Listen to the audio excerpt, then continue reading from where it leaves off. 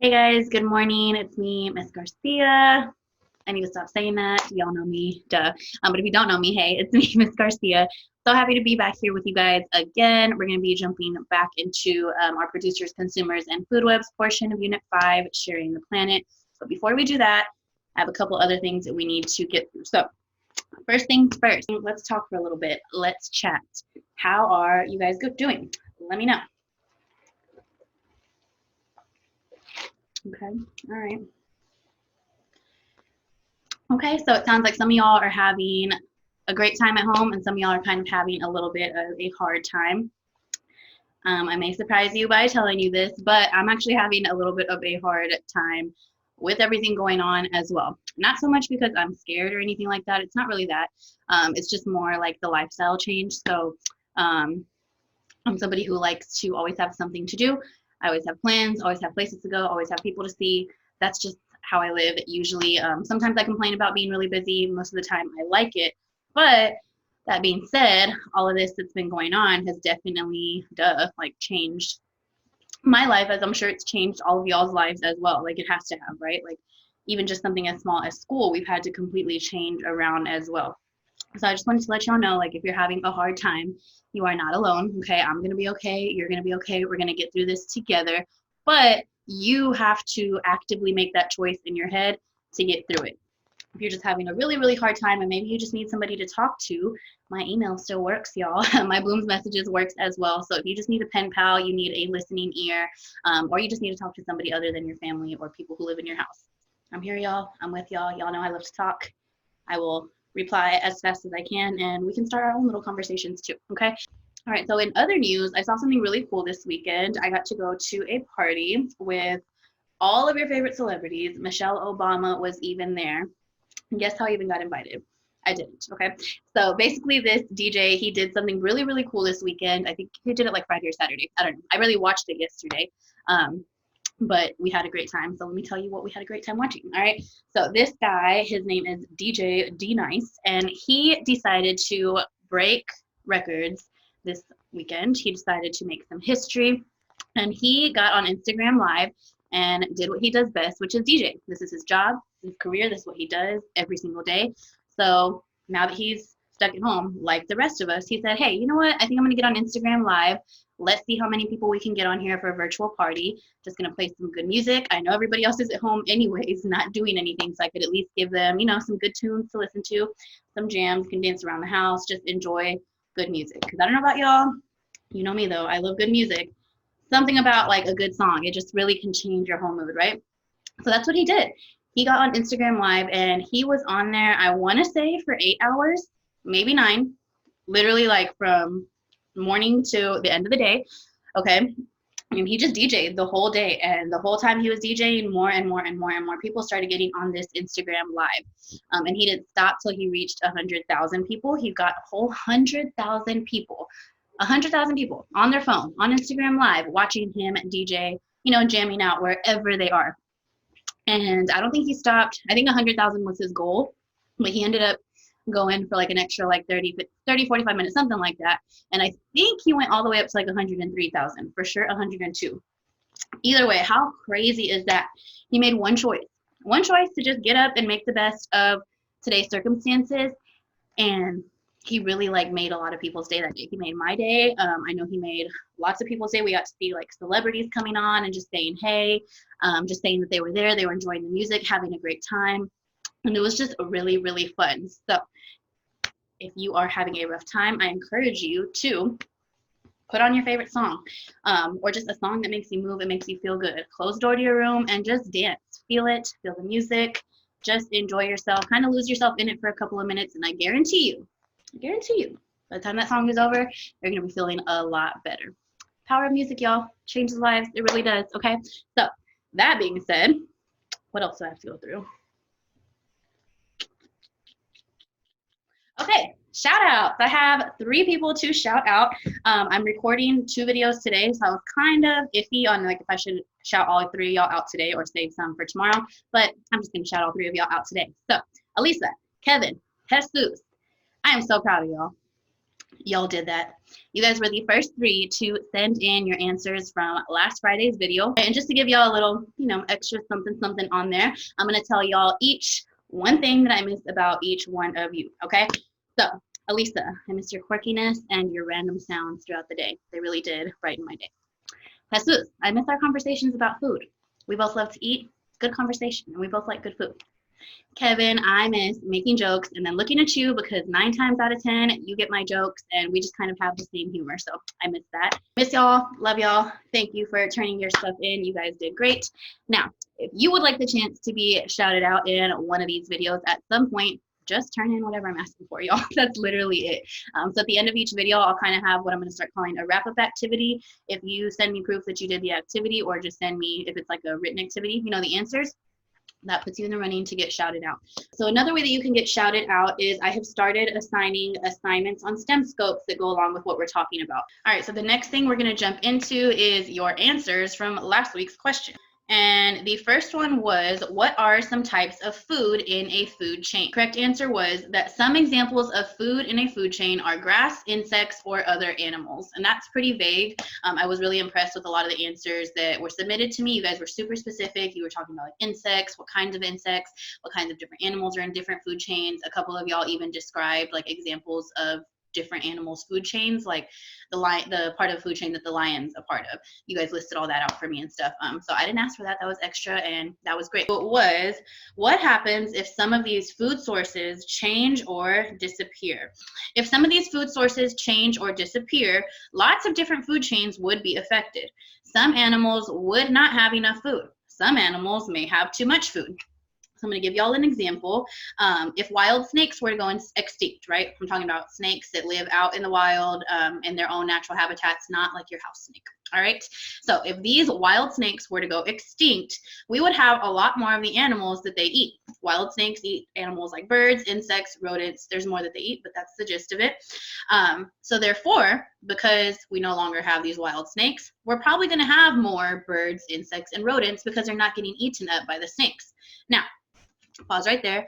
Do you think that snakes are the only animals that eat insects, birds, and rodents?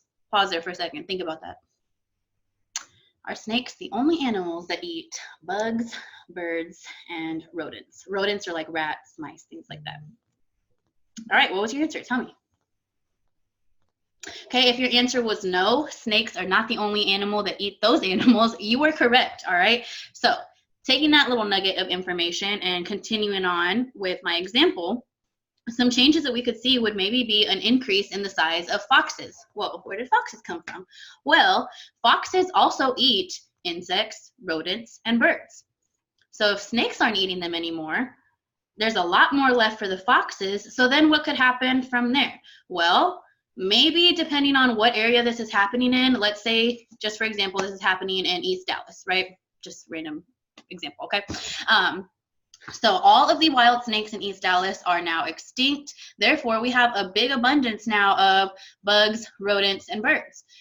Maybe as of right now, there's only 1 or 2 foxes in the East Dallas area. But as time goes on, other foxes in the different neighborhoods of Dallas start hearing like, hey, East Dallas is popping. It's where it's at. There's all kinds of food over there. So you might see a migration of foxes go to that area just because there's more food there. Or if the foxes who are there are being greedy or just, excited that there's lots of extra food in the pantry these days, there just seems to be more birds and bugs everywhere. And guess what? They're probably going to eat a whole lot because they normally don't get to have this abundance of food around them. So what happens when you eat a whole lot? Well, you gain weight. That's going to make these foxes what? Bigger, all right? And what could happen if we have bigger foxes in the East Dallas neighborhood? Well, maybe because these foxes are bigger, yeah, they might be chunkier, but they also might be stronger. They're also bigger in size. So maybe that might cause them to be a little bit more dangerous to the other animals in their habitat. It may also cause them to be a lot slower and therefore less dangerous because they have extra weight on them now that is holding them down because of all the extra food they ate, because the wild snakes went extinct. So they left all this extra food for the foxes to eat.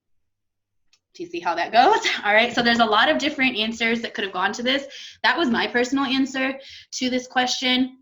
If you are still super confused, please, please, please reach out to me, email me, message me, and we can talk about what it is you are not understanding. Now that we've gone through all of that stuff, I feel like we've already talked a lot. Now we can actually jump into today's lesson, all right? So today we're jumping into part 2 of the producers, consumers, and food webs portion of Unit 5, sharing the plan. So this is the same article from the last video. Again, it is linked down in the description box below. And this is also the same article that I just uploaded on STEM Scopes this morning. So if you need to go back and look at it over there, you are more than welcome to. The food chain comprises of the producers, consumers, and decomposers. Plants are producers. They absorb sunlight, which is readily available, water and other nutrients from the soil, and produce their food through a process called photosynthesis. Plants are the only living being which creates new energy for the other living beings. As y'all saw in the video, and just like the article said, producers are always the first organisms in a food chain. They provide energy for all the other living things in the food chain. Even though not all animals eat producers, all animals rely on producers to change sunlight into usable energy. Consumers. Animals are consumers. This is because they don't produce energy. They just use it up. Animals that eat plants are called primary consumers or herbivores. Animals that eat other animals are called secondary consumers or carnivores. If a carnivore eats another carnivore, it is called a tertiary consumer.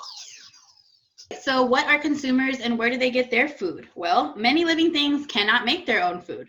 These organisms are called consumers. If they don't make their own food, where do you think it comes from? Well, consumers get their energy by eating other organisms. There are different types of consumers. Some consumers are herbivores, and herbivores eat only plants or other plant-like producers called algae. Other consumers called carnivores eat only other animals. Some consumers eat both plants and other animals. These consumers are called omnivores. And like we just saw in the clip that we just watched, there are different names for the herbivores, carnivores, and omnivores. We are not going to be referring to them as anything but herbivores, carnivores, and omnivores. So don't feel like you have to remember the second name that you just saw in the video. We're just going to be keeping it super basic, to the point, making sure y'all really understand these good basic concepts. That way when you go to 5th grade next year, you can show the 5th grade teachers like, hey, I know science already. You don't have to worry about it. I'm about to ace this science star. All right. Okay. Let's keep going a little bit. There's a little bit more left to this part of the article.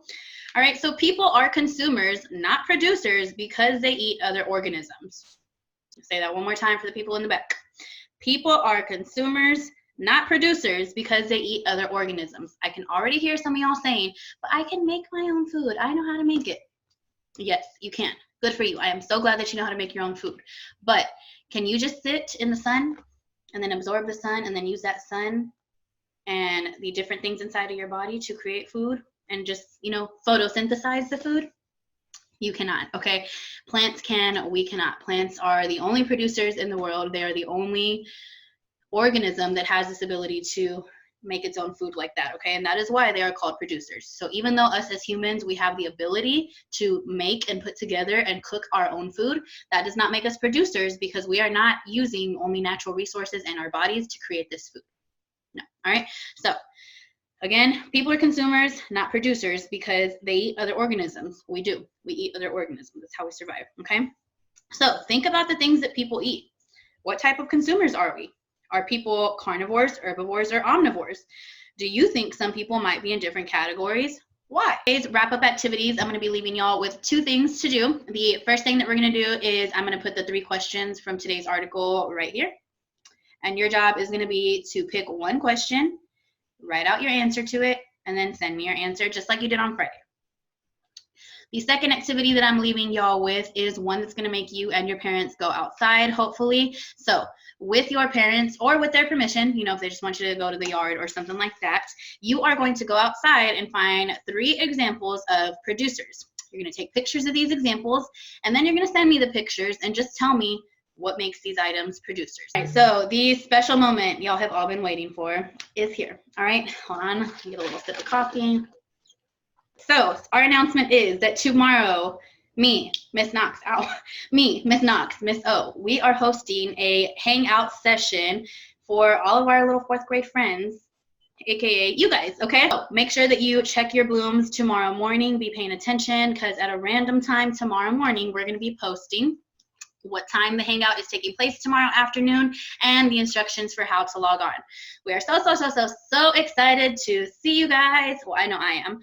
So I cannot wait to see all y'all's beautiful little faces. I miss y'all. I love y'all. I'll tell you this every video. So I'm super excited for tomorrow. This gives us all a little something to look forward to. And we're just going to hang out, guys. We're not really going to be talking about much school stuff. I mean, if y'all have questions, you can ask them.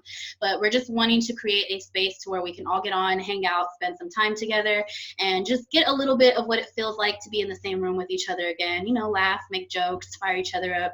That's what we do. I miss y'all. I'm excited for it. Okay. En español. Mañana los maestros de 4º grado estamos organizando un Zoom Hangout.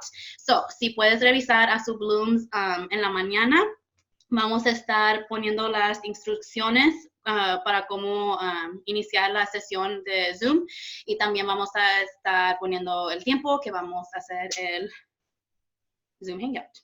So that being said, I am so excited to see you guys tomorrow. Make sure you do your wrap-up activities and send them to me for a chance to get shouted out in one of my videos this week. Okay?